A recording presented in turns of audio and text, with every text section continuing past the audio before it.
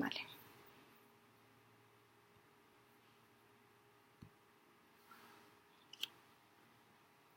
La ironía, que ya no teme sorpresas, juega con el peligro. En este caso, el peligro está enjaulado. La ironía va a verlo, lo imita, lo provoca, lo ridiculiza, lo mantiene vivo para divertirse. Esta cita de Vladimir Yankelevich refleja a la perfección la complejidad y astucia que caracterizan al proceso lingüístico de la ironía. En esta presentación, como primera instancia, vamos a esclarecer el concepto de ironía, partiendo de la definición básica y posteriormente profundizando en las diferentes perspectivas que la analizan y extrapolan al plano lingüístico, donde los estudios de la ironía están poco desarrollados. Una vez aclaradas las diferentes definiciones que existen, pasaremos a describir los tres tipos de ironía. Finalmente, plantearemos algunos de los problemas que la ironía suscita en la traducción y los diferentes motivos que los originan. En primer lugar, la definición del diccionario de la RAE, que define la ironía como figura retórica que consiste en dar a entender lo contrario de lo que se dice.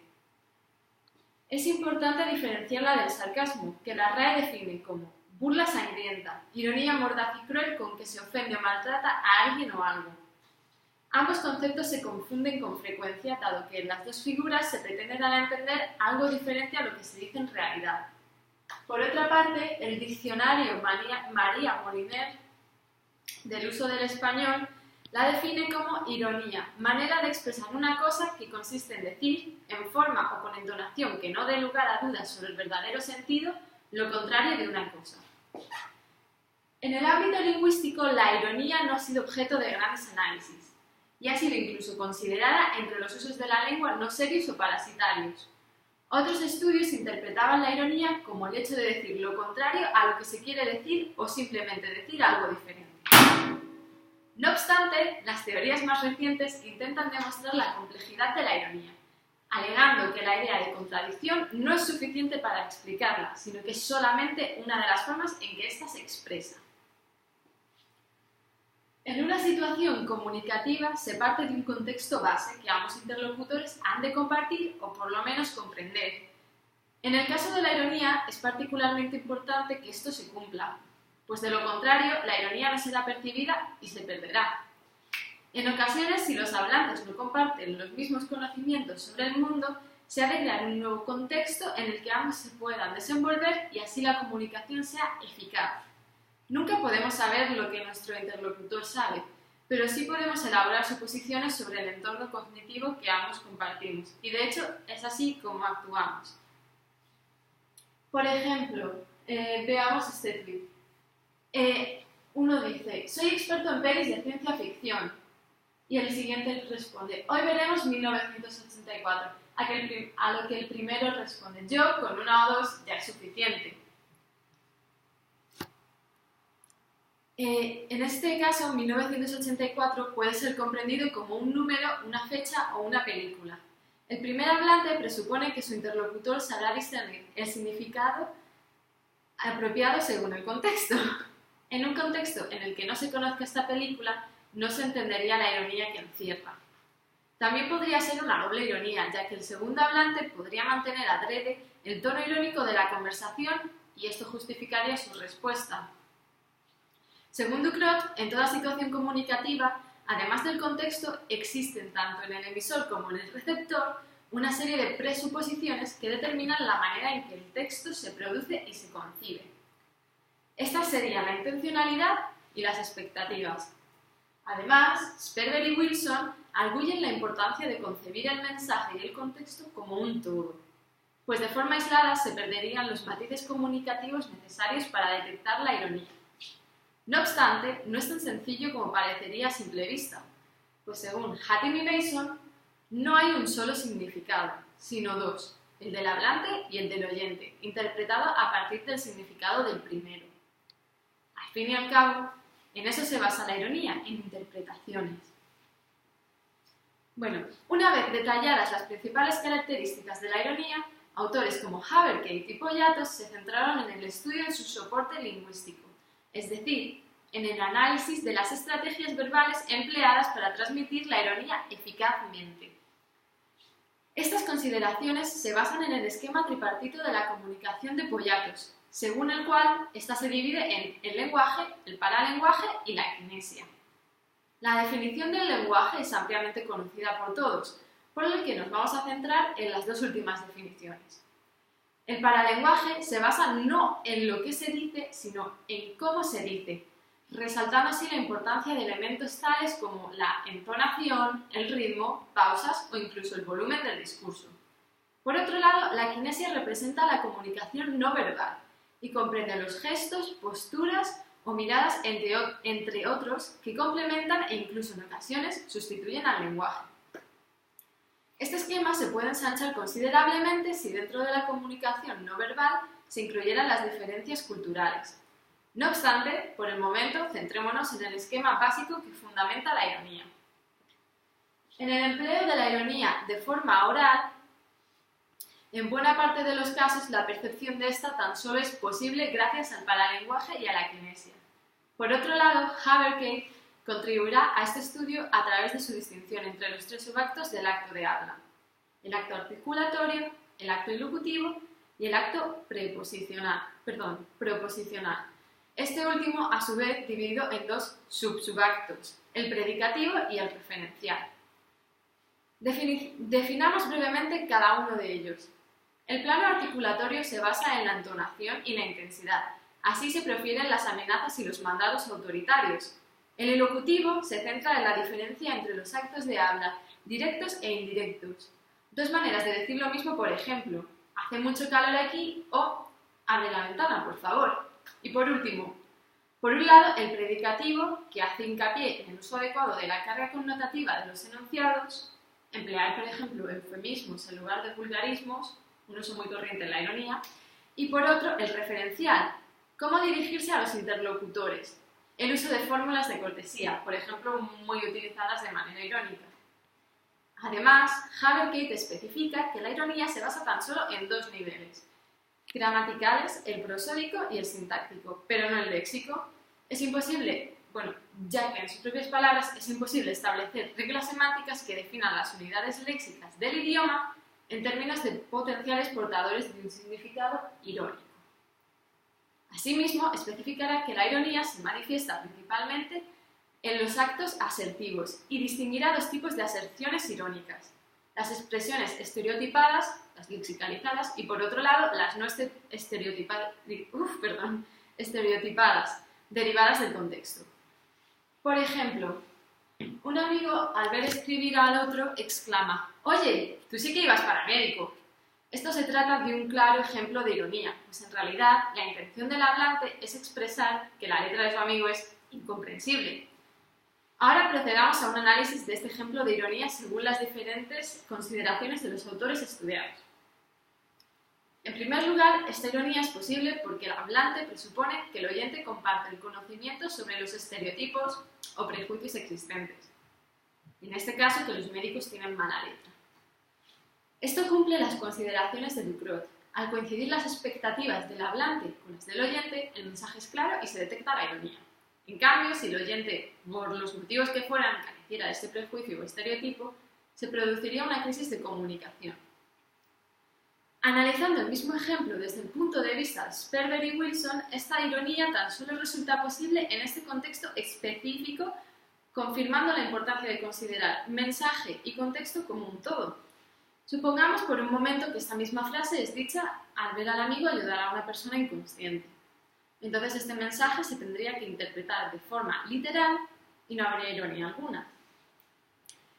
Las aportaciones de Haverkey y Poyatos quedan reflejadas a través de los métodos utilizados para expresar de forma eficaz este ejemplo de ironía. Es decir, si dijéramos esta frase sin la entonación, volumen de voz, mirada y gestos adecuados, no surtiría el mismo efecto. Ahora veamos los tres tipos de ironía. En primer lugar, la ironía verbal, que es cuando se dice lo contrario a lo que se quiere decir. En segundo lugar, la ironía dramática, cuando en una obra se trata de un hecho concerniente a la historia que los personajes desconocen, pero que el receptor sí puede percibir. Y finalmente, la ironía de situación, cuando el resultado de una situación es lo contrario a lo que se espera. Ahora veamos un ejemplo para cada una. Para la ironía verbal, gracias por la multa, es lo que me faltaba. Para la ironía dramática, podríamos pensar cuando Romeo piensa que Julieta está muerta. Y finalmente, para la ironía de situación, en una estación de bomberos que se quema. Bueno, comprender la ironía implica inferir, es decir, deducir connotaciones y significados que en un primer momento no son evidentes. Por ello nos centraremos en el estudio de las inferencias a través de las máximas conversacionales de Grice, que ya conocemos, son cantidad, calidad, pertinencia y modo. Según este autor, si se incumple uno de estos principios, se obliga al oyente a inferir contenido implícito. Se asume que el emisor está cumpliendo el principio de cooperación y por tanto emitiendo un mensaje con sentido. Si el receptor no lo entiende, asume que falta algo y que es necesario inferir. A continuación veremos los problemas de la traducción de la ironía. Ahora nos adentramos en los problemas que surgen al intentar traducir la ironía. El problema principal es evidente. El traductor o intérprete se enfrenta a la dificultad que supone trasladar la ironía de un contexto a otro, ya que cada contexto conlleva una serie de conocimientos e implicaciones culturales, políticas y sociales, lo que justifica que lo que en un sitio es irónico, en otro pueda no serlo. Por tanto, el traductor tendrá que realizar un doble trabajo, la traducción lingüística y la traducción de los aspectos extralingüísticos. Para llevar a cabo esta tarea, Hattin y Mason proponen el uso de los conceptos de efectividad y eficacia según la definición de Beaugrande y Dressler. Estos dos principios comunicativos serán la clave para trasladar la ironía de un entorno cognitivo a otro. Para cumplir con el principio de efectividad, el traductor o intérprete ha de asegurarse de trasladar la información más relevante de manera que el impacto que cree en la lengua meta sea igual que en el texto original. Por otro lado, la eficacia contribuye a que esta información sea concisa y no suponga un esfuerzo añadido para los destinatarios.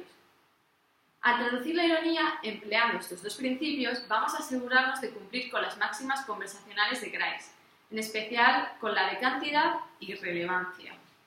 Respecto a este último aspecto, el traductor ha de juzgar lo que resulta relevante para cada contexto en función de los destinatarios pretendidos, y así modificar la ironía para que ésta resulte acorde con la lengua meta. Evidentemente, se habrá de tener en cuenta las variedades diafásicas, diastráticas, diatópicas y demás que determinan el conocimiento que posean los destinatarios. A continuación, procederemos a ilustrar tres ejemplos clásicos del empleo de la ironía en literatura, en clave humorística y en clave crítica, y los posibles problemas de traducción que podrían aparecer. En primer lugar, en literatura, tenemos la ironía intratextual que entenderemos mejor a través del siguiente ejemplo. La obra de William Shakespeare, Much Ado About Nothing, ha sido traducida en español como Mucho ruido y pocas nueces. Si bien es cierto que se conserva la ironía y el mensaje del título original, sí se pierden ciertos matices del significado. En esta obra dramática se suceden numerosas peleas y malentendidos que se originan porque todos los personajes están constantemente cotilleando. El título en inglés hace referencia a estas actividades a través de la palabra nothing, que en inglés también puede ser pronunciada como nothing, que significa precisamente cotillear. Naturalmente, este matiz no puede trasladarse al español al no existir un equivalente que encierre la misma polisemia. Ahora veremos un ejemplo en clave humorística, a través del siguiente tuit, en el que dice: siempre llevo esta inyección de insulina conmigo. Mi amigo me la dio mientras se moría. Parecía muy importante para él que yo la tuviese. En este caso, el único propósito de la ironía es divertir, y no existe crítica alguna ni objetivo oculto. Finalmente, veremos la ironía en clave crítica, con el siguiente tuit: Volkswagen y Telecinco deberían reducir sus emisiones. Esta ironía, en clave crítica, tiene su explicación a partir del reciente escándalo de la empresa Volkswagen, que instaló en sus vehículos un programa informático para falsear los límites de emisiones permitidos, sobrepasándolo hasta 40 veces más de lo legalmente permitido. La referencia a Telecinco es una alusión a la concepción que se tiene de forma generalizada en España, es decir, que los contenidos que emite esta cadena no son de gran calidad e incluso son calificados como telebasura. Hoy en día, las redes sociales son uno de los medios de comunicación de mayor alcance a nivel social. Por eso se utilizan frecuentemente para criticar la sociedad, política y muchos otros aspectos del sistema.